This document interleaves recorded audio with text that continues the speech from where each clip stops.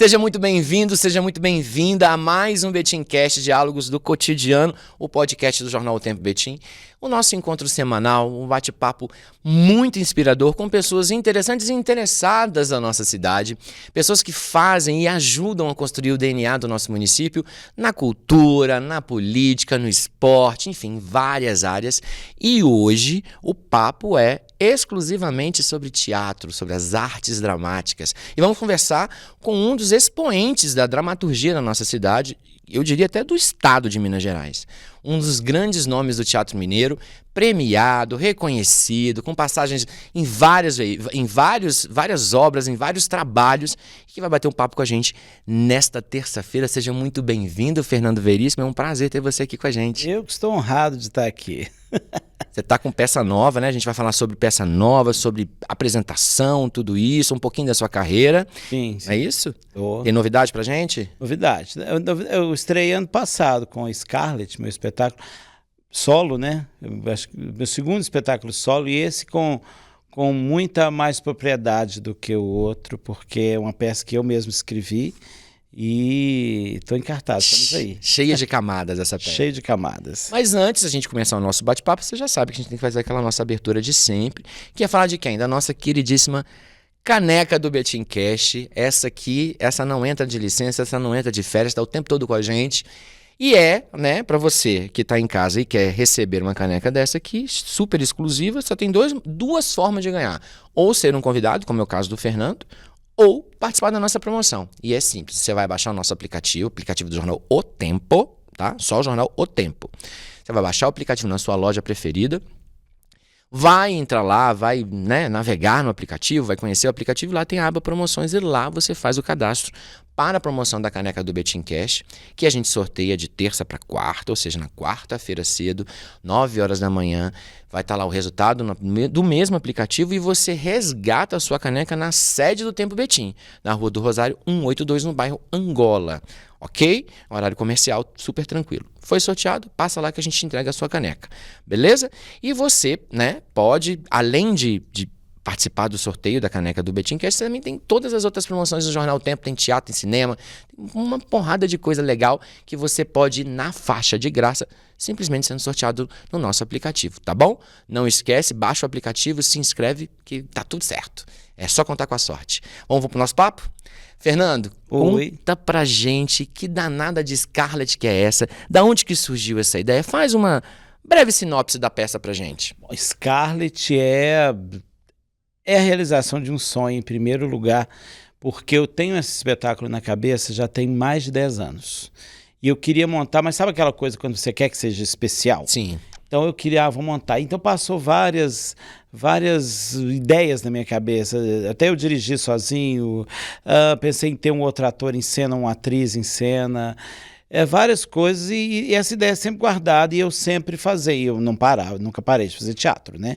Sempre fazendo. Até que em 2023 eu encontrei, eu gosto de falar, o diretor para chamar de meu, que é o Fabiano Lana. Convidei na lata, porque eu já tive um espetáculo dele que eu adorei, era um outro monólogo. Já tinha uma sinergia entre vocês dois, né? Não, a gente não se conhecia muito, se conhecia de tanto que eu tinha pensado nele para diretor, mas eu não tinha coragem de chamar. Eu falei, não vai querer dirigir. Aí teve um dia que eu encontrei ele numa peça que a gente estava assistindo, no intervalo, e falei, quer saber? Quer dirigir uma peça minha? Foi assim. E o que ele te respondeu na hora? Ele adorou a ideia, falou, vamos sentar e conversar. A gente começou a ter reuniões, e depois reuniões que viraram ensaios.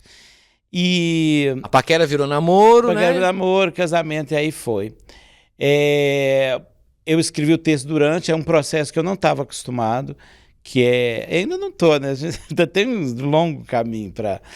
Mas a gente ensaiava, eu jogava minhas ideias, ele puxava, assim, é um trabalho de psicólogo que ele fazia, ele puxava, falava, por que isso? Mas você não acha que esse personagem... Aí disso ele falava, ó, escreve pra mim que ficou bom isso. Aí, tipo, fazíamos um ensaio, no outro ensaio chegava outro texto. Ele ficou admirado porque eu levava o texto, sabe? Ele falava que ele esperava que eu demorasse uma semana. Não, no outro ensaio eu já estava com aquela cena anterior já escrita e foi polida. Mas, respondendo a sua pergunta, Scarlett é a história de um de uma moça muito romântica, muito que crê no amor e etc., mas ela tem problemas quanto a isso. E o Genuíno, que é um rapaz que chama ela para morar com ele. O Genuíno é mais sério. Era o namorado dela? Não, só moram, os dois amigos. Uhum. E eles moram juntos. Ele é mais cabeça que ela, ele tem quando não faça isso, se você fizer isso, você vai sofrer. Mas ela é a emoção completa, ela se joga. Bom, já acho que é meio claro. Se você puder contar pra gente, né? Não, eu vou contar. É porque, na verdade, no fim das contas, eles são a mesma pessoa, são dois lados de uma mesma pessoa. E as pessoas, eu tenho recebido, isso parece uma fantasia, mas não é. As pessoas que assistem me dizem, eu também tenho uma Scarlett dentro de mim, que é a pessoa que quer viver, que quer amar, que quer sonhar. Mas a vida cotidiana, as responsabilidades de adulto não te deixam ser daquela forma, né? A Scarlett é rebelde também, ela foge, mesmo com o Genuíno falando, fique aqui você está segura, mas ela não quer segurança, ela quer viver, né? E essa é a história base.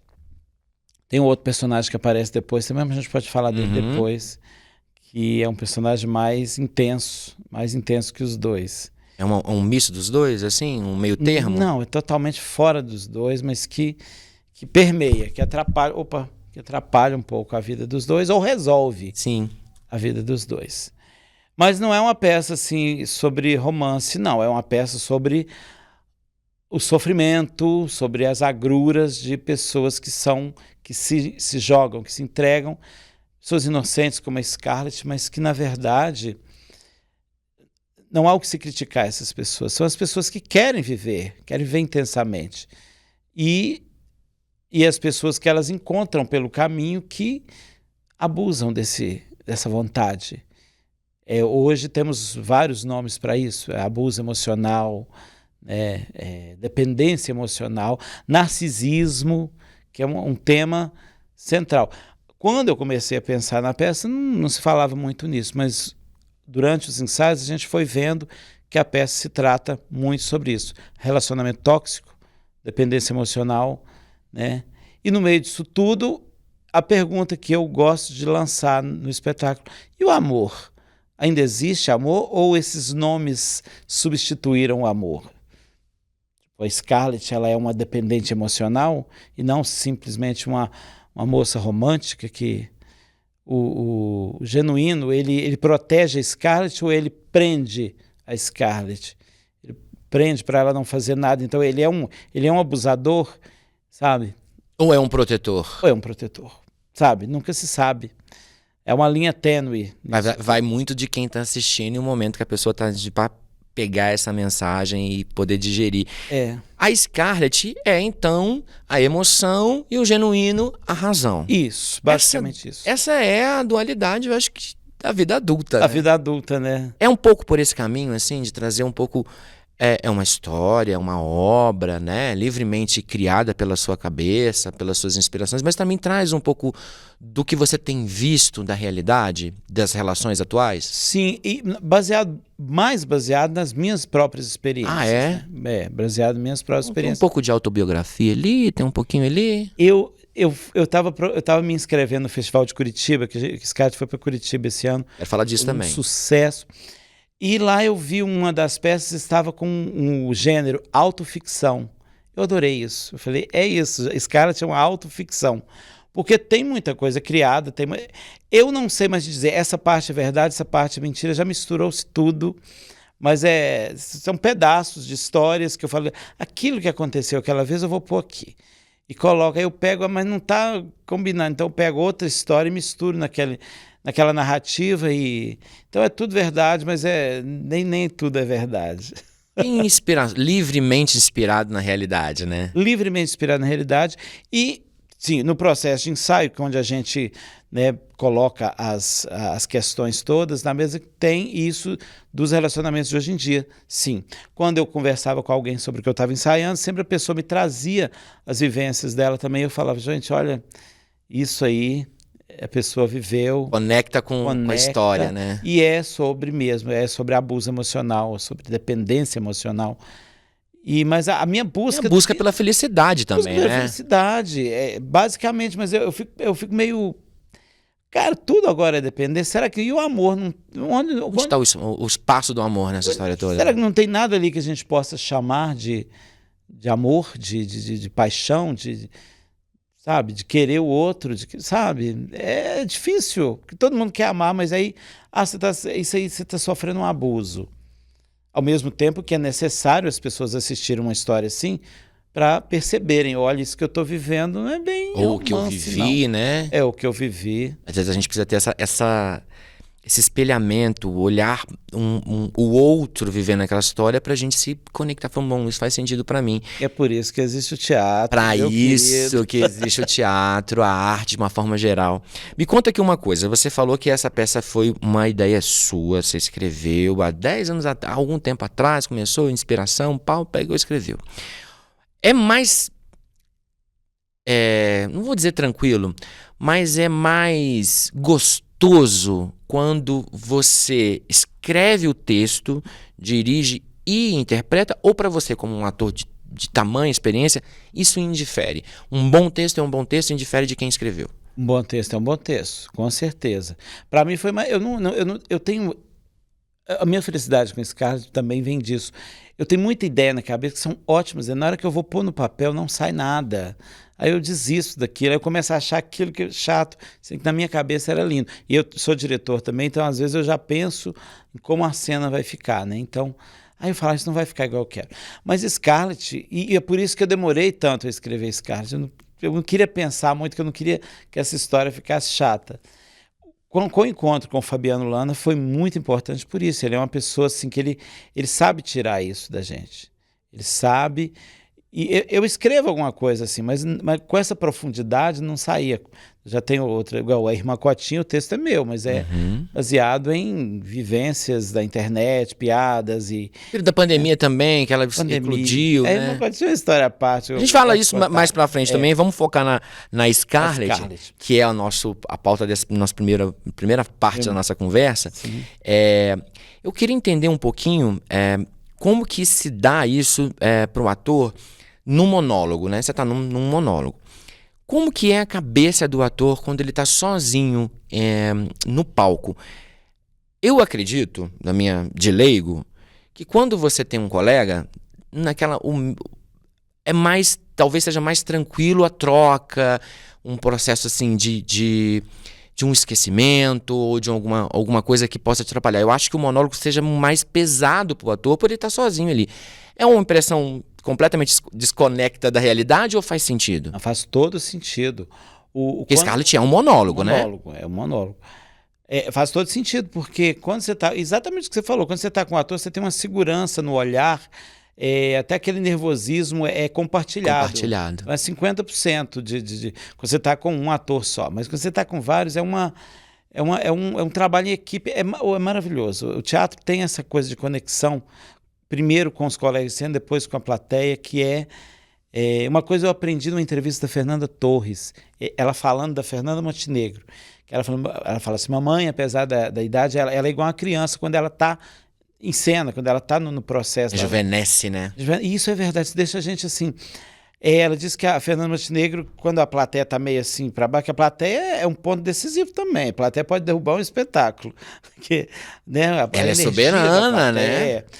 Aí quando ela percebe que a plateia está muito assim, que ela chega lá atrás e fala com os atores, vamos para cima deles, vamos embora, que hoje eles estão fracos. Então, e eu pego isso, depois que eu vi essa entrevista, eu faço isso sempre com o elenco. Gente, vem cá, vamos embora que o negócio está difícil hoje. Vamos para jogo. Essa é a dificuldade do monólogo. Você não tem sozinho. Você não tem com quem falar, gente.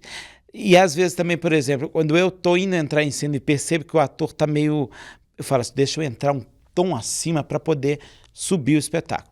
No monólogo, você é responsável por tudo e não tem ninguém. É você mesmo que fala, vambora que tá difícil, sabe? E deve ser maravilhoso, né? Passar por esses momentos decisivos, assim, e atravessar isso. Tudo é lindo, eu não tô reclamando, tudo é lindo. Você tem que ter uma disciplina absurda, porque você tem que saber exatamente tudo que vai, você sabe que é ali que você controla tudo. Uma concentração enorme, né? Enorme. Você tem que controlar tudo. Eu faço 3 personagens, eu falo, agora vai entrar o outro, deixa eu... Muda o mood? Você tem que mudar o mood pra entrar lá dentro? A sua energia muda ou a mesma energia é pros 3 personagens?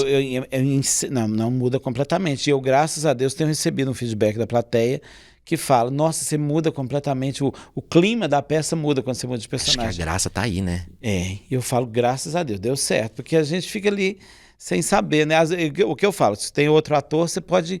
E aí, como é? Ah, tá, não, lá eu não, só depois que a peça termina que eu recebo esse feedback. Esses feedbacks. Falando em feedback, o senhor apresentou no Festival de Curitiba, né, recentemente. Conta pra gente dessa experiência. Uma cidade que tem um histórico, né, artístico, tem festivais, uma cidade que consome muita arte, Consome né? muita. Foi fantástico, foi fantástico. Eu tava assim, Scarlett tem uma coisa assim, em Belo Horizonte eu sou muito conhecido, né, tem 30 anos de teatro aqui, então assim... É da Patota. Eu sou da Patota, né, aí então assim, as pessoas vão... querendo ver esse trabalho meu, já gostam do meu trabalho, graças a Deus, né? A gente conseguiu construir. Então eles vão para ver. Então eu já tenho um respeito anterior à peça. Minha preocupação, eu vou para Curitiba, ninguém me conhece. Vamos ver o poder dessa do peça. zero, né? Vamos ver se essa peça é tão legal assim mesmo, ou se as pessoas vêm com os olhos de amor para mim, né? E graças a Deus eu senti em Curitiba que Scarlett é muito bem recebida, assim. Eu tenho até um vídeo no Instagram da Scarlett que eu postei no segundo dia. Eu fiquei assim, ficou quase 3 minutos de aplausos, eu esperando para agradecer, e os aplausos. Assim. Que delícia, hein? Fantástico, fantástico. E é um festival muito grande. O Festival de Curitiba estava lá comigo, estava lá Renata Sorrá, estava Débora Falabella. Só gente inexperiente, né, Fernando? A gente Pois começou agora. Lógico que não, gente, tô sendo irônico. São os festivais, em festival grandes isso, né? atrizes, né? Você tem uma plateia que viu ontem Renata Sorrá e hoje está lá te vendo, então você tem que, né? E o Festival de Curitiba é muito, muito maravilhoso, muito bem organizado, sabe? Tem a presença do pessoal do festival, tá em todas as apresentações, é muito, nossa, muito, quero ir lá sempre. Nunca tinha ido, mas que bacana. Curitiba é muito bom. É uma cidade muito interessante desse ponto de vista, né? Do consumo de cultura e tal. E aqui em Belo Horizonte você tem por outro lado, né? Por outro lado da moeda, você já vai, por exemplo, uma campanha de popularização do teatro como um grande atacante desse jogo, porque é um ator conhecido de um festival que já é tradicional, que já está, né? Outro dia eu estava fazendo as contas, eu estou há 30 anos na campanha de popularização. É muito tempo. Só não fiz em 2019, porque eu tive uma viagem para fazer, e em 2021, porque não teve, por causa da pandemia. Mas desde 95 eu estou na campanha. Então, mas acaba sendo uma responsabilidade maior também, tipo assim, o público também, muita gente. Eu não fico muito pensando nisso, mas o público presta atenção na gente. Eu acho tão lindo quando uma vez eu estava lá no Governador Valadares, ali em Betim, sabe? Sim. Ali, fui comprar um lanche. E eu estava, juro por Deus, isso aconteceu, gente, aconteceu. Eu estava numa época que eu estava meio querendo parar com tudo, sabe? Você começa a ver desanimado. Pessoas... Você fala assim, pô, não é o dinheiro, não ganha tanto dinheiro assim, você fica naquela...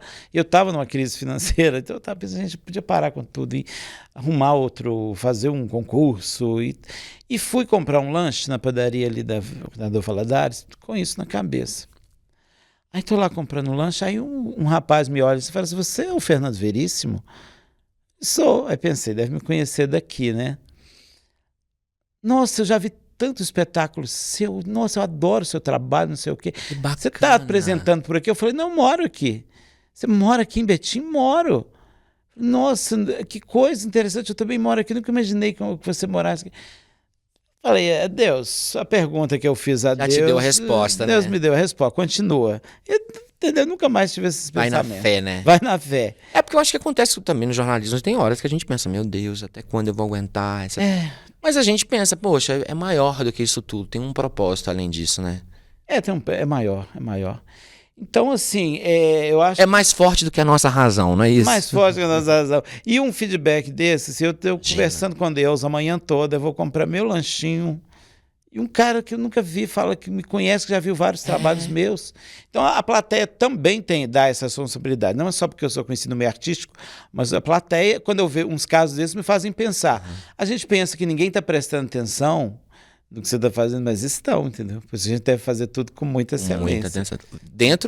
Dentro e fora dos palcos, né? Que tem Na essa vida também. Vamos dizer que isso tem que ter, né? Me conta aqui uma coisa. A gente estava conversando antes da gente começar o nosso bate-papo sobre as camadas que a peça Scarlett tem, né? Você não é um psicólogo, não é um psiquiatra, não é um terapeuta, não é nada disso. Você é um ator e um diretor, né? Um autor de texto teatral que está interpretando um texto, ok? Vamos deixar as coisas bem claras. Para questões de saúde mental, de relacionamento, procurem especialistas, tá ok? Com certeza. Existem especialistas que podem te ajudar nesse caso. Mas, como um ser humano, um homem das artes, um homem que vive, né, que está aí, você pode ter a sua opinião com relação a determinadas camadas da peça que você escreveu. Uma delas, a gente está falando sobre a questão dos relacionamentos tóxicos e da dependência emocional, que são dois pontos extremamente atuais, né? A gente ouve mais falar sobre isso.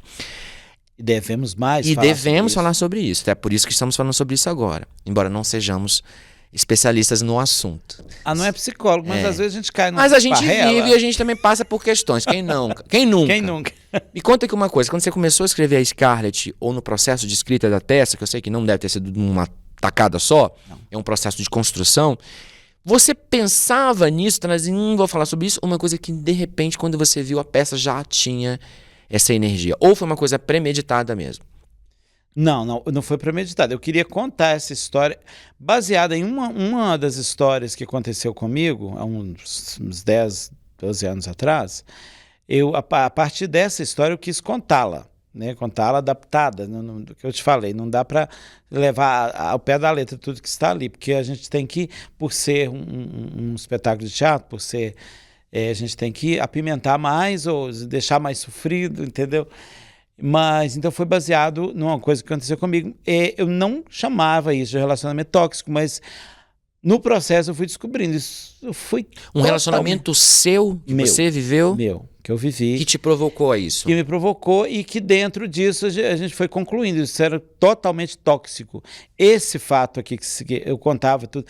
O Fabiano Lana sabe coisas da minha vida que eu contei tudo para ele. O diretor, e ele que foi escolhendo. Vamos falar sobre esse tema, vamos falar sobre esse dia.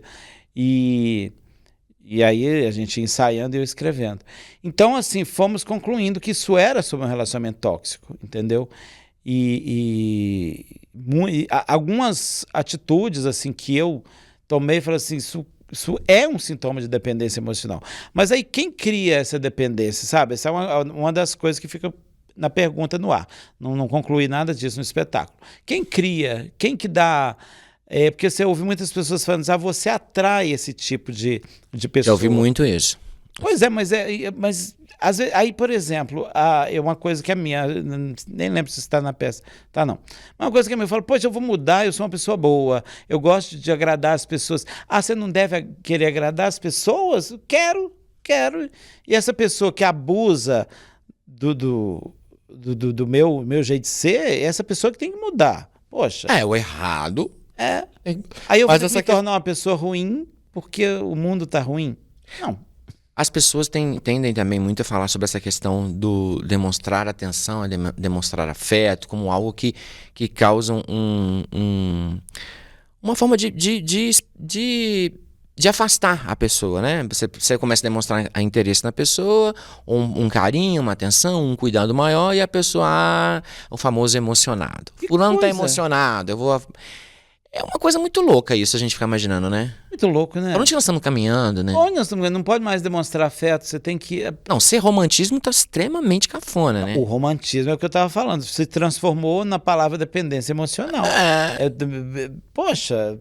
É complicado, né? É complicado, é muito complicado e Scarlett se joga nisso, coitada. Scarlett é uma sofredora. Scarlett é a emoção, que não tá nem aí pra isso. O genuíno seria o lado racional que fala, não sai mais. Você viu o que aconteceu? Não sai. Ele é meio paizão, né? Assim. Mas a Scarlett, ela não... Meio o anjinho da guarda que fica falando, toma cuidado. Toma cuidado, e você não escuta, né? Nunca. Eu vou fazer uma comparação aqui. Existem muitas cantoras, principalmente as mulheres, mas também homens também, que falam que desilusões amorosas são um ótimo campo para boas músicas, boas canções, bons discos, né? O sofrimento acaba levando para esse lado criativo. Para o dramaturgo, para o autor de teatro, tem um pouco disso também?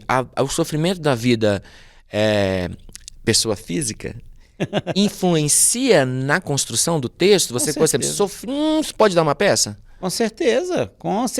A gente que é artista, a gente está sempre vendo o que as pessoas não estão vendo. Fala assim, isso aí dá uma história boa, isso dá uma música. Isso aí com certeza, o artista busca isso. Eu gosto de falar que a Adele, a gente, tô doido por... Pensei nela, na hora que eu pensei nesse Adele, exemplo. tô doido pro cara terminar com ela para ela fazer um disco novo disco. Que aquela ali transforma. Só não pode fazer cópia das músicas dos outros, dona Adele. Tem uma música do Cazuza que eu até queria usar, porque eu tô cantando também, uma novidade, eu estou cantando. Não tô querendo me tornar cantor. Você já cantou alguma vez? Nunca. Foi necessidade da peça? Foi necessidade. Eu queria... Uma das exigências assim, que eu fiz pro diretor, falou, olha, eu preciso em algum momento colocar esse poema, um poema do Fernando Pessoa, que a Maria Bethânia declama muito bem, mas acaba que quem está declamando sou eu. E eu preciso encerrar o espetáculo com essa música, que para mim era assim, é o resumo do espetáculo, sabe? Essas duas coisas. E eu pedi a ele isso, falei, olha, vou entregar na sua mão, porque eu sou esse tipo de artista. Sim. Eu não sou, eu quero o espetáculo. Nesse momento não, né? Se eu chamei você para dirigir meu espetáculo, eu tenho que confiar em você como diretor, ou se eu pedir para você escrever um texto, eu tenho que confiar, não vou ficar, tá ruim, corta aqui, entendeu? É a visão do diretor, então eu falei com ele, falei, olha, mas eu só vou pedir duas coisas. Começar com isso e encerrar com isso. E ele... Acatou, graças a Deus, ele é uma pessoa maravilhosa, acabei me perdendo a pergunta. É sobre o seu sofrimento... então, matéria-prima pra arte. É matéria-prima, com certeza. Inclusive, eu acho que com essas coisas de muita psicologia, tratar como uma coisa de saúde mental, você acaba perdendo grandes inventos artísticos, grandes músicas, porque a pessoa fala, não era amor, era cilada. Uhum. É cilada, Bino. A gente tem que acreditar, né, ainda no amor. A Scarlett é isso, a Scarlett sofre tudo que sofre, todas as histórias que ela conta, e ela ainda assim acredita no amor, né? É possível acreditar no amor, né? É possível, Scarlett acha. E me conta que Genuíno não. Genuíno já não é muito favorável nesse pensamento. Genuíno. Mas a Scarlett sim. Me conta, você tem previsão de apresentar a peça nas próximas semanas? Conta pra gente, qual que é a agenda? Tenho. Eu vou apresentar no Teatro Cidade, ali na Rua da Bahia. Vou fazer 3... As temporadas atualmente em Belo Horizonte são bem curtas, né? A gente fica mais um mês em cartaz, infelizmente. Então são 3 dias, dia 13, 14 e 15 de junho, lá no Teatro Cidade, sempre às 20 horas, dentro do projeto Palco Cidade. E eles me convidaram. E bacana. Os ingressos estão à venda? Os ingressos já à venda pelo Simpla ou na bilheteria do teatro também. Ótimo. Então, já quem está interessado em mergulhar nesse universo da Scarlett, né? Conhecer mais sobre essa história, conhecer o Genuíno, o outro personagem que estamos aí, que também faz parte dessa peça. Não falamos. Não falamos, um ótimo momento. Então, assim, já tá sabendo, vai no Simpla, tá na venda, procura lá Scarlett, a peça, Fernando Veríssimo, ou então na bilheteria do Teatro Cidade. Conta desse terceiro personagem que a gente não falou ainda. O terceiro personagem é um personagem que meio que resolve as questões da briga entre Genuíno razão e emoção. Razão e emoção, Genuíno e Dara, mas aí é totalmente incontrolável, que é o lado sexual da coisa. A Dara Elza é uma devoradora sexual, e ela sai na marra, onde quando a Scarlett está caída na rua, sofrendo, ela fala, vamos comigo que eu vou te mostrar como é que se faz, entendeu? Uma outra personagem que as pessoas falam que tem dentro de si também, né? Que momentos assim, tô com raiva, tô com ódio disso tudo, eu vou extravasar. Não só sexual, a Dara Elza é a que bebe, é a que briga, é a que fala alto, é aquela parte que o Genuíno reprime, né? Segura. Porque ele é um homem social, ele é um homem, né? E ela é do tipo que chega gritando e contando os podres, quantos podres da Scarlett, quantos podres. Se não segurar ela... A personagem é uma mulher? É uma mulher. É uma mulher. A Dara não tem muita definição De quanto a gênero, isso. não. Mas a Scarlett seria uma mulher por essas emoções, mas não estou querendo estereotipar, não. O homem também tem essas emoções, mas a Mas mulher neste mais. recorte, Esse né? recorte, ela é. E a Dara não tem muita definição. O Genuíno também é um homem gay, né? Porque as paixões da Scarlett, né? Ele é um homem gay, onde ele, através da Scarlett, né? Ele deu um outro nome. Eu vou dizer, eu vou contar aqui. A primeira vez que me veio essa história na cabeça, não foi, veio uma história, mas veio o seguinte: o nome Scarlett eu já tinha inventado para essa outra pessoa que faz essas coisas que eu não faria. Eu falo, gente, como uma pessoa acredita nisso? Como é que eu fui acreditar em tal coisa? É tão diferente de meu comportamento quando eu estou apaixonado por uma pessoa, que eu falei, eu vou dar um outro nome para essa pessoa, porque não sou eu. Eu tenho uma história que eu tinha incluído na peça e saiu. É um telefonema de uma pessoa que me ligou, me acusando que eu não tinha feito. Isso aí eu sempre falo para as pessoas que me conhecem. Você consegue imaginar essa cena? Me acusar, me xingar, não me deixar falar, desligar na minha cara, e eu chorei. Eu falo, você consegue imaginar eu ouvir alguém me acusando de uma coisa que eu não fiz e eu chorar? Pois é, isso aconteceu. Por isso que eu falei, isso tem outro nome essa pessoa, porque eu estava apaixonado pela pessoa, né? Tem outro nome, aí eu dei o nome de Scarlett. Tanto que o pessoal queria, você precisa pôr outro nome no espetáculo, não é muito chamativo. Eu falei, não tem outro nome para pôr nesse espetáculo. É dela, né? É dela, o espetáculo é da Scarlett, entendeu? Que é a proprietária dessa história. Então, a partir disso, eu acho que essa cena resume bem o espetáculo. Eu pensei, gente, como eu sei, hoje em dia eu não acredito. Eu falei, gente, se fosse o Genuíno atendendo o telefone, teria mandado pastar na hora, entendeu? Eu não, então assim, mas aí eu falei, tem que dar um nome para essa pessoa, que é repetidamente, depois eu reconheço ela em outras paixões, falei assim, olha ela aí de novo. Aparecendo, né? Aí quando na segunda vez que eu falei assim, ó ela aí de novo, falei, vou fazer uma peça. Tem uma música do Cazuza, aí eu lembrei o que eu queria falar, que não entrou na peça, eu ia cantar ela, mas não entrou, em que ele fala assim, ele fala obrigado, ele agradece a pessoa que humilhou, que traiu, que abandonou ele, e a música chama obrigado por ter se mandado, por ter levado tudo com você, levado a ingratidão e tal, e no refrão ele fala, muito obrigado por me trair e me dar inspiração para eu ganhar dinheiro. Eu falei, a gente faz uma peça, a gente cobra ingresso, então muito obrigado à pessoa que inspirou. Não vou dizer quem também, que eu não vou dar essa moral. Dá essa moral, né? Mas que serviu de estímulo. Serviu de inspiração para escrever uma obra que eu tenho muito orgulho de estar fazendo, entendeu? Essa obra tem algum viés de relação com o movimento LGBT? Tem alguma... Você falou que o personagem é gay. Qual que é a relação dele com a temática? A gente está junho agora, o mês do orgulho LGBT, né? Data extremamente importante pra gente, enfim. Totalmente. Inclusive, eu estou em cartaz em junho justamente por ser o mês e o espetáculo ter um personagem gay em cena contando essas histórias. Inclusive, eu acho que tem um pouco de etarismo também, porque eu conto a história de uma época que hoje já está diferente. Eu vejo que, por exemplo, algumas pessoas, os gays que vão assistir, os gays mais novos, eles meio que não entendem bem aquilo. Os mais velhos se identificam.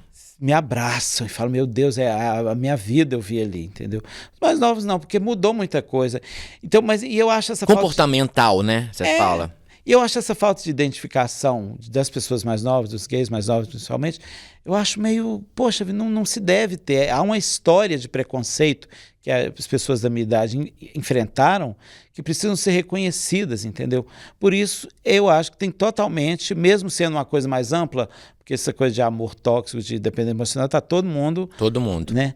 Mas tem esse viés também. Tem a ver com orientação sexual, é uma situação da nossa realidade, né? As histórias que são contadas têm um preconceito que não tinha com os héteros, entendeu? Então esse espetáculo é um espetáculo para o movimento gay ver também, porque tem histórias, tem preconceitos que são contados que hoje não tem mais, graças a Deus, e graças ao movimento gay que enfrenta isso diariamente. Historicamente, né? E vai conquistando seus espaços, entendeu? Por isso que eu não gosto de definir a Dara Elza como feminina ou masculina. A Dara Elza, ela é um híbrido dos dois. Eu gosto de contar o o genuíno homem e a Scarlett mulher, mas a Dara Elza é A mistura disso. gênero. Ou uma pessoa, né, não binária, enfim. Não, não é. Me conta aqui uma coisa, essa questão toda que você está falando do etarismo, é importante a gente trazer essa discussão também, mais uma camada da peça, né? Mais uma Obviamente não é camada. o objetivo dela. E veio naturalmente. E vem Eu não naturalmente. pensei nisso para escrever, mas tá lá. Mas existe muito etarismo no meio, na sociedade como um todo, né? A gente sabe disso. Mas no meio LGBT existe um etarismo cruel também. Cruel, eu acho muito cruel, e principalmente porque eu acho assim, nesse sentido de movimento, assim, uma vez eu conversei com um rapaz, eu falei que você não aguentaria 3 horas nos anos 80 do que a gente aguentava ali de preconceito, né? Porque ele me falou o seguinte, ele falou assim, eu acho que esse diálogo reflete um pouco do etarismo, mas, né, lá dentro, é que a gente era mais pacífico nos anos 80, que não brigava pelos direitos. Não era questão Amor, de você não ser tá entendendo. pacífico. Você não tinha ninguém para te dar apoio. Você Não tinha nem lei para te defender. nem pessoas que você falava, me dá a mão e vamos junto. Era assim. É outro cenário, Você né? tinha que... eu falo isso na peça, era um tempo de baixar a cabeça para sobreviver. Exatamente. Isso aí tem esse. Era uma tem no luta texto. por sobrevivência, Luta né? por sobrevivência. Eu acho muito lindo. tudo Ainda hoje. mas Ainda obviamente as coisas eram Mas você tem muito onde ter piores. apoio, você tem lei, você tem visibilidade. Né? Exato, a visibilidade própria é uma mídia coisa. se abriu para poder falar sobre esses assuntos, então te dá espaço. Antigamente você não tinha nem espaço na mídia, nem no jornalismo se tinha espaço para falar sobre homofobia. Não, Imagina. era espaço para escárnio, né? Era para Exatamente. gozação. Era sempre ligado às páginas policiais, alguma coisa com relação à violência, mas não necessariamente a discussão. Eu tava vendo, hoje eu estava conversando com uma amiga minha ontem sobre a novela das 6, que agora não tem uma cena que não tem um preto, graças a Deus. Porque eu falei, sabe quando você fala assim, esse fulano tem cara de marginal? É porque numa novela, quando aparecia um preto, ele estava fazendo alguma coisa nesse sentido. Então agora é muito importante ver uma cena que tem um empresário, tem um uma médico, mocinha, tem um o protagonista. médico, numa mesma cena. Reparação histórica, Reparação né? O nome disso é histórica. reparação histórica. E visibilidade. Lógico, Né? Você vê as pessoas ali.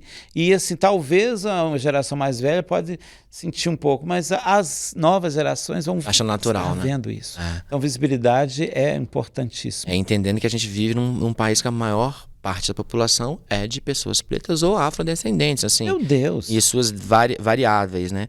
E a gente vê só pessoas brancas, de olhos azuis, cabelo louro, enfim, liso. Então, realmente distou um pouco da realidade do país que a gente vive. E também vale também para a questão mesmo do povo, né? Das nossas pessoas, né? Das pessoas LGBTs, assim. Sim, achar que esse universo que a gente vive hoje é um universo de céu de brigadeiro é uma tremenda de uma mancada nossa, entender que existe o preconceito ainda, que ele está aí espalhado. E além desse etarismo de movimento, tem o etarismo de achar que uma pessoa 50 a mais não pode namorar de mão dada. Poxa, a gente pode se apaixonar, por né? esse direito, agora deixa eu namorar, filhinho. Deixa beijar na boca, né? Que Bom, isso? Vocês devem estar aqui loucos para ver um pedacinho, a gente vai passar um trechinho de Scarlett para vocês assistirem, tá? E a gente volta com a nossa conversa. Eu vim aqui comunicar o desaparecimento de uma pessoa. Scarlett. É uma moça que mora comigo. Ela vive sob minha proteção. Proteção e prisão são palavras que rimam, doce irmãzinha. Não, Scarlett! Meu Deus! Mas como você é intrusiva! Vai receber e volta pro seu quarto. Vai pro seu quarto, anda! Hoje em dia dão tantos nomes feios porque um dia eu chamei de amor, dependência emocional, abuso, carência, narcisismo. Mas e o amor? Será que o amor ainda existe? Eu respondo. O amor é uma piada que os nossos hormônios contam para a manutenção da espécie.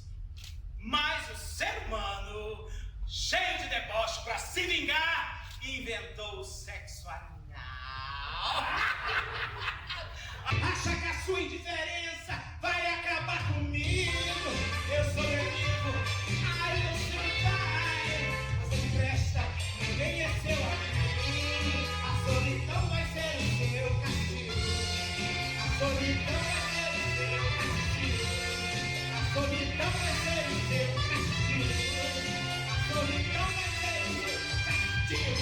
Alma cebosa do caralho!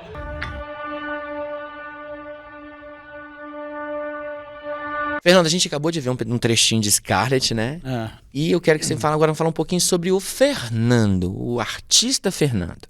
Você é betinense, nascido em Betim? Como que foi sua história com a cidade? Não, eu moro em Betim há 40 e... Vou entregar a minha idade. Apesar de ser cara jovem, eu moro em Betim já tem 40 anos, mais de 40 anos, 45 anos. Uhum. Em 1980, que a minha família se mudou, eu sou de Itambacuri, uma cidade lá... Interior de Minas. Interior, perto de Teoflotone ali. Então eu sou de Itambacuri, a gente veio, meu pai veio para cá e aqui eu me formei, eu estudei em Betim. Então, assim, minha vida é em Betim. É betinense, velho. Eu falo quase que sou, porque eu tenho muito, assim, a minha família é muito arraigada lá no interior, então eu tenho muito deles, assim. Eu me sinto tão em casa quando eu vou pro interior e quando eu tô junto com eles, que eu fico meio assim, gente, eu não sou tão de Betim assim, porque eu tô, né, me sinto... Eu acho que quando você se sente, né, você tá num lugar, você se sente um estrangeiro perto da família. Eu tenho essa coisa. E naturalidade, tem outro lado também, a questão de fazer teatro sempre foi em Belo Horizonte, né? Então, assim, eu tenho as minhas amizades profissionais e amizades também, a maioria são em Belo Horizonte. Então, eu fico no meio, eu sou meio essas três cidades, entendeu? Mas, assim, Betim é onde eu tenho meu emprego formal. Estudei, tenho meu emprego formal, meus amigos. Quem não sabe, o Fernando é servidor público efetivo, não é isso? Isso, sou servidor da prefeitura. Né, com muita honra de estar lá. Na prefeitura tenho 29 anos de prefeitura. Né? É uma vida. Você é um amigo que me falou assim, a sua loucura não é fazer teatro, a sua loucura é permanecer 29 anos no mesmo emprego. Falou, gente, mas para que eu vou trocar de emprego? Né? Tá bem aqui, dá licença. Te ajuda, né? Enfim, te completa também. Muito. Me conta aqui uma coisa, você também teve outras peças, uma outra trajetória. Você está em cartaz também com uma outra peça, não é isso? Explica pra gente. Não, deixa eu contar do início, porque também eu tô falando que eu faço teatro sempre em Belo Horizonte, mas a primeira vez que eu fiz teatro foi lá no Frei Stanislau, lá perto da minha casa. Você estudou no Frei Stanislau? Foi o primeiro curso que eu fiz, foi lá. Entendeu? Minha mãe achou um panfleto. CPC, assim, Centro de Popular de Cultura, Frei Stanislau, que fica ali na divisa do Imbiruçu com o Teresópolis, não é isso? Isso. Foi o meu primeiro curso lá e a primeira vez que eu pisei no palco, porque eu não tinha nem a experiência de, na escola eu fiz uma pecinha. Não, nunca tinha, assim. Foi na cara e na coragem, eu estreiei. Mas você queria ser ator desde pequeno ou aconteceu? Desde criança, sempre. E eu queria fazer novela, não queria fazer teatro, não. Ele fez, tá, gente? Ele fez. É porque a minha referência era a televisão. Então, e como eu era muito tímido, pasme, mas eu era muito tímido mesmo, eu achava que eu não ia ter coragem de me apresentar com gente me olhando. As ideias do outro. Aí Corta pra ele hoje. Corta pra ele hoje. Não, e como se numa novela não tivesse cheio de gente lá trabalhando. Sim. Loucura. Então eu fiz lá e depois eu já comecei um curso em Belo Horizonte e aí eu não parei, comecei a fazer esses contatos e fazer uma peça aqui, outra uma peça aqui, outra e estou aqui até hoje. Né? E aí, nesse processo todo, quantas peças você tem uma ideia? Eu preciso contar isso, porque sempre me perguntam, mas é mais de 30, umas 35 peças que eu já fiz. 30 anos, quase que mais de uma do que por ano. Geralmente tinha uma época que eu fazia 2, 3 por ano. Mas aí tem umas que você fica um ano, igual o que eu tô agora com a comédia Como Vencer a Burocracia Sem Ter um Infarto, tô fazendo 5 anos que eu tô com ela. Estreiei na pandemia, que era... Foi a única peça que estreou em Belo Horizonte durante a pandemia. A hora que deu uma brecha em novembro, os teatros vão reabrir, a gente ensaiou assim, eu e Lucas Barbosa, meu parceiro de cena, meu coprodutor, meu amigo, um abraço, Lucas. A gente começou a ensaiar assim, porque a gente estava meio enlouquecendo dentro de casa, o que a gente faz? Fazer qualquer coisa, pelo amor de Deus. Ensaiava pela câmera, sabe? Pela webcam. E começou a ler textos, a gente escolheu, falou, a hora que abriu o teatro, a gente já tem uma peça pronta. E assim foi, o Wilvio Amaral aceitou o convite para dirigir, a gente fazia uns ensaios presenciais, assim. E a apresentação era como tinha público? Tinha, mas era aquela coisa, era cadeiras isoladas, né? Sempre 2 cadeiras um do outro. Ou seja, um teatro que tinha capacidade de 100 espectadores, caía para 30. Mas também era o que tinha, né? Imagina. pessoas, todo mundo de máscara, mas aí a gente foi, e até que quando reabriu tudo, a gente já estava engatado, e estamos até hoje com ela. Como vencer a burocracia também está em cartaz. Está em cartaz em Contagem, que a gente tem um projeto de circulação, que foi aprovado na Prefeitura de Contagem, e a gente foi a peça escolhida para circular. Então a gente já fez 2 apresentações e tem mais 4 para ser feita. Massa. Até junho. Você está falando da pandemia, também teve um outro momento que você experimentou uma outra realidade da interpretação. Acredito que seja essa sim completamente inovadora para você. Essa foi inovadora. Foi a Irmã Cotinha. Exato. E quem fez a danada da Irmã Cotinha bombar foi a rede social, né? Foi A o rede TikTok. social. TikTok. Era uma personagem que eu já tinha. Eu fiz um espetáculo chamado Santinhos do Pauoco, onde eu interpretava a Irmã Dolores. E aí eu gostei desse universo das freiras e tal, e eu comecei a montar um personagem que era uma freira que mexia com a internet, mas não sabia mexer com a internet, então ela se atrapalhava, entendeu? E aí um amigo meu me sugeriu entrar no TikTok, e eu falei, não vou entrar no TikTok. Não queria, era preconceito puro. Imagina eu, um ator... Rede social de meninos. Um ator com a minha experiência vai fazer TikTok. Ele falou, faz um personagem então. Aí eu pensei, eu tenho um personagem. E comecei a fazer. E bombou, assim. Um vídeo lá tem, assim, no meu canal tem 2 milhões de visualizações, mas o pessoal que compartilha, tem gente que tem 10 milhões de visualizações, né, desse vídeo.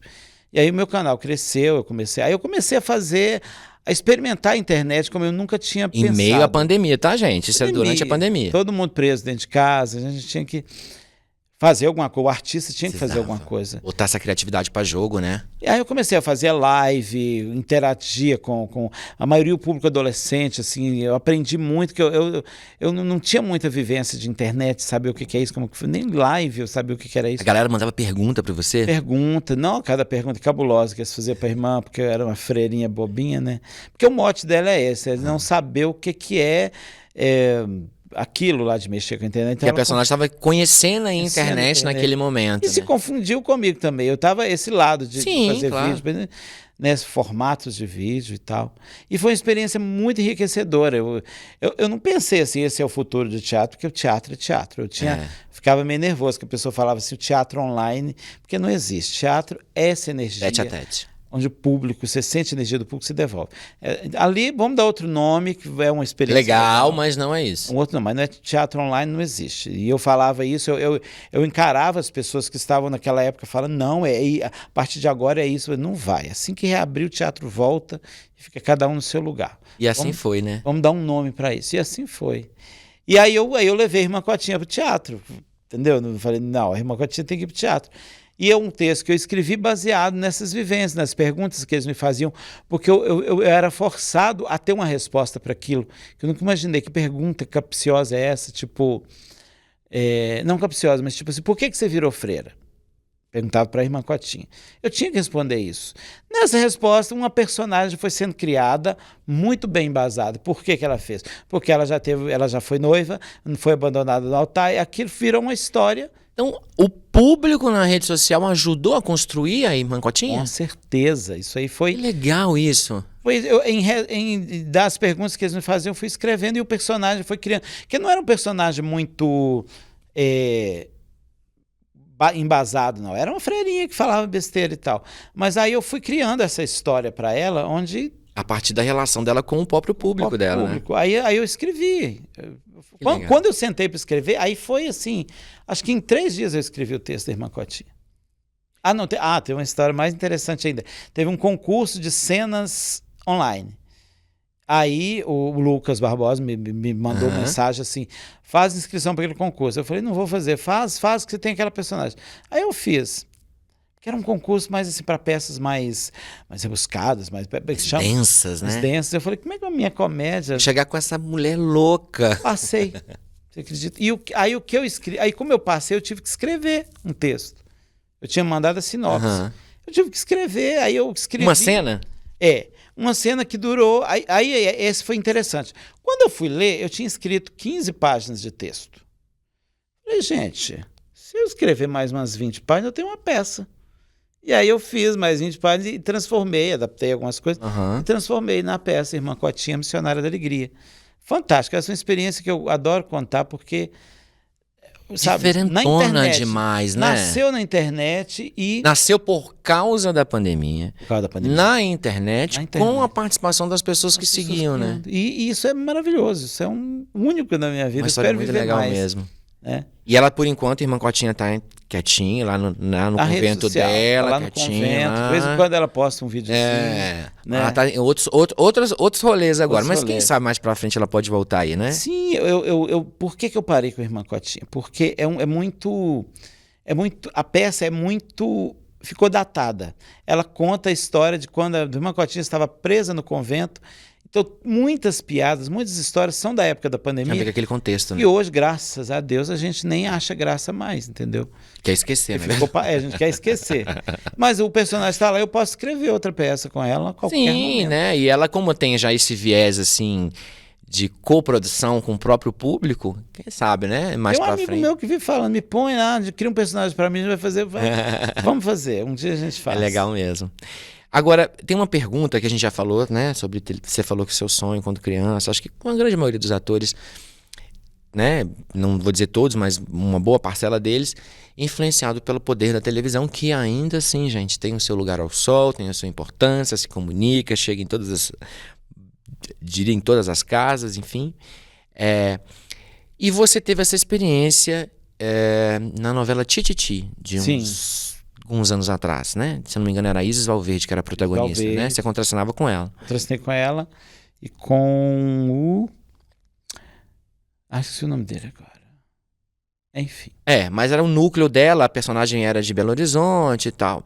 Você ainda se incomoda das pessoas te perguntarem sobre isso ou é uma coisa que você já leva? Porque eu lembro que na época que as primeiras cenas foram ao ar e tal, você apareceu, tinha, né, um ator falando, um ator de Betim numa novela, criou-se aquele imaginário, nossa e tal.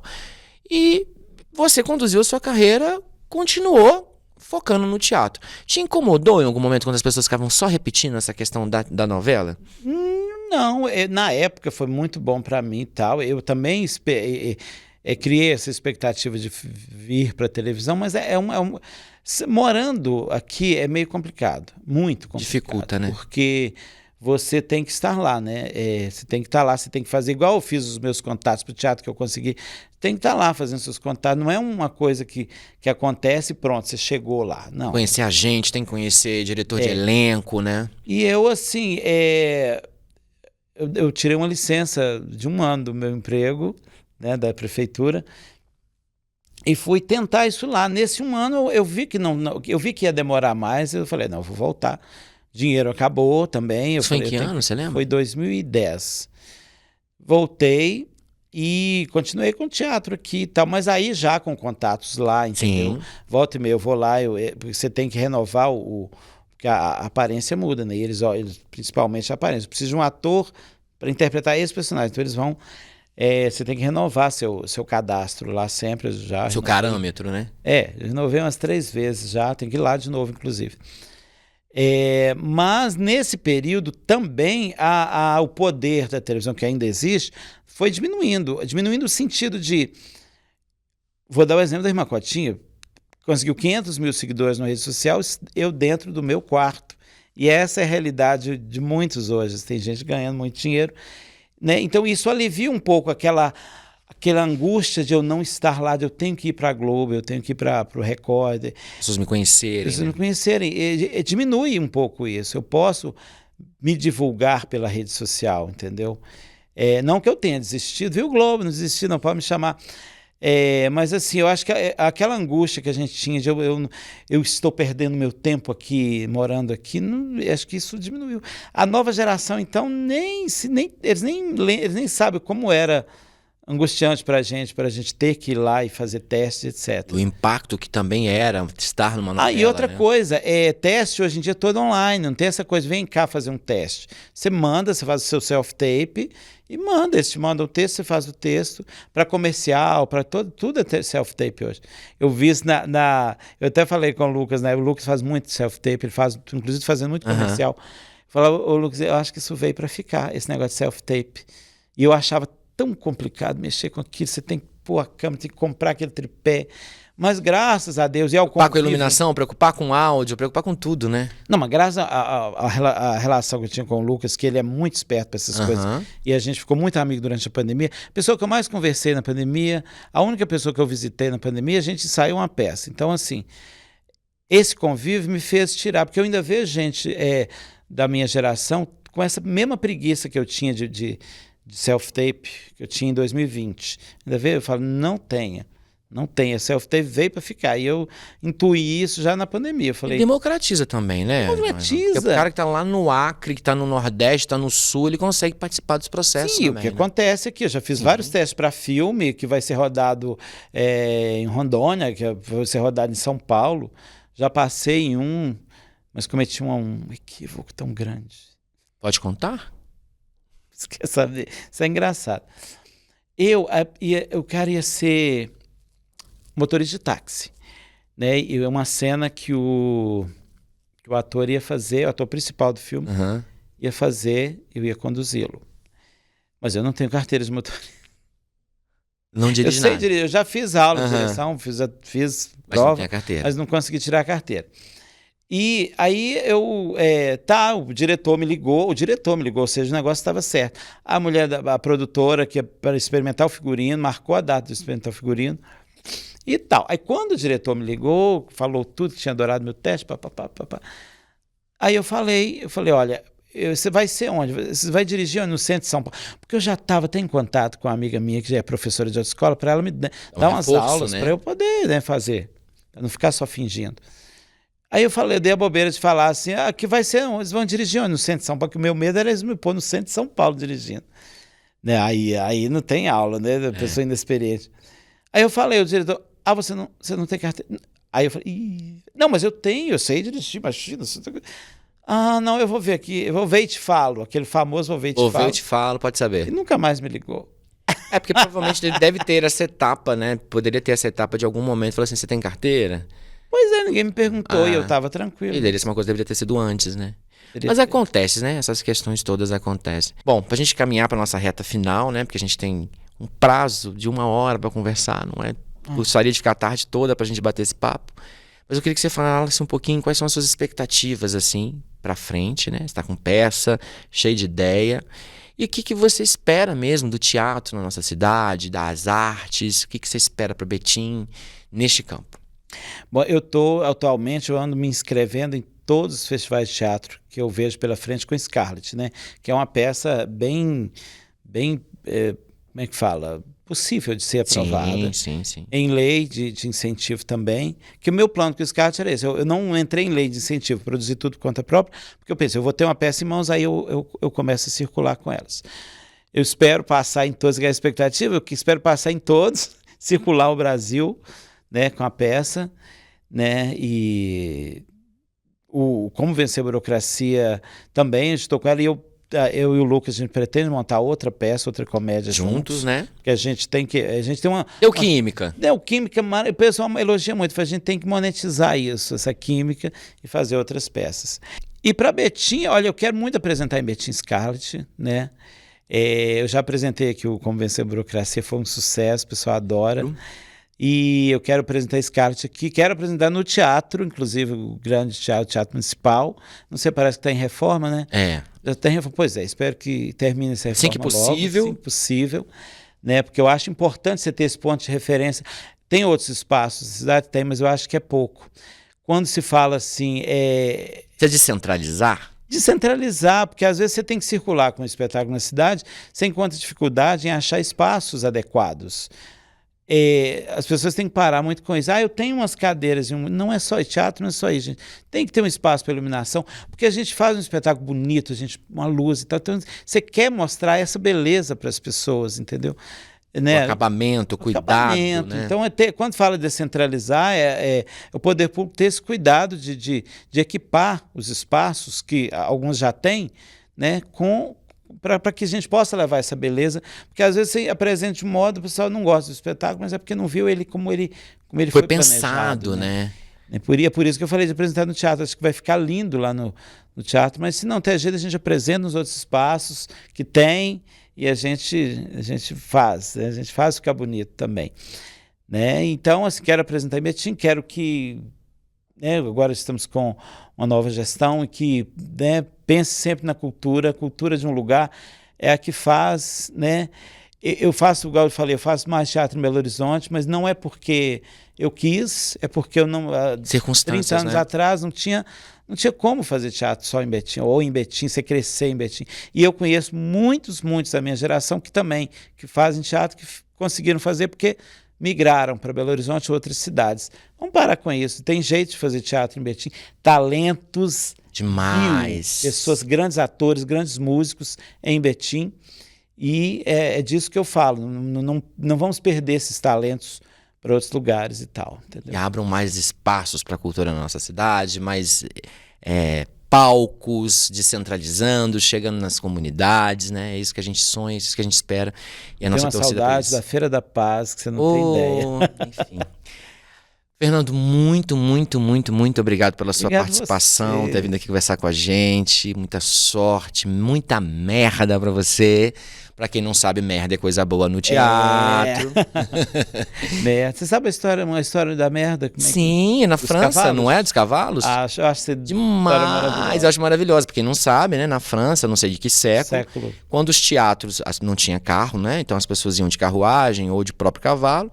Então quando a rua amanhecia no outro dia toda cheia de merda, porque os cavalos tinham defecado, era sinal de que aquela peça tinha tido muito público, logo muita tinha merda. feito um sucesso. Muita merda é sinônimo de sucesso. Pois é. Então vamos assistir Scarlett, gente. Vamos. Repassa pra gente. Scarlett, dia 13, 14 e 15, não é isso? 13, 14 e 15 no Junho. Teatro de junho. 13, 14 e 15 de junho no Teatro Cidade, na Rua da Bahia. 8 horas da noite. 8 horas da noite. Os ingressos já estão à venda pelo Simpla. Vamos assistir, porque é um tema que a gente tem que... Vamos prestigiar. Boa sorte, muita merda pra você. Que venham novos trabalhos, que você retome os antigos e seja muito feliz porque você merece. Você Amém. realmente é uma referência pra gente, tá? Amém. Obrigado pela... Eu te agradeço, meu querido. Bom, esse papo vai ficando por aqui. Você já sabe que todos os nossos episódios estão disponíveis, né, no nosso canal no YouTube e também no nosso portal, no seu tocador de áudio preferido, Deezer, Spotify, etc. E também você nos acompanha nas nossas redes sociais, no nosso Instagram, né? A gente vai estar com as principais notícias, no nosso portal, otempobetim.com.br, e na nossa versão tradicional e sempre muito querida e impressa de toda sexta-feira, que você também já conhece, ok? E deixa lá nos cortes desse episódio, dos outros episódios, quem você quer ver, que assuntos você quer que a gente discuta, sugere pra gente entrevistado, porque a gente tá aqui para te ouvir também, tá bom? Muito obrigado, uma excelente semana para você. A gente está de volta na próxima terça-feira com o nosso Betim Cast Diálogos do Cotidiano, tá bom? Um beijo e até a próxima.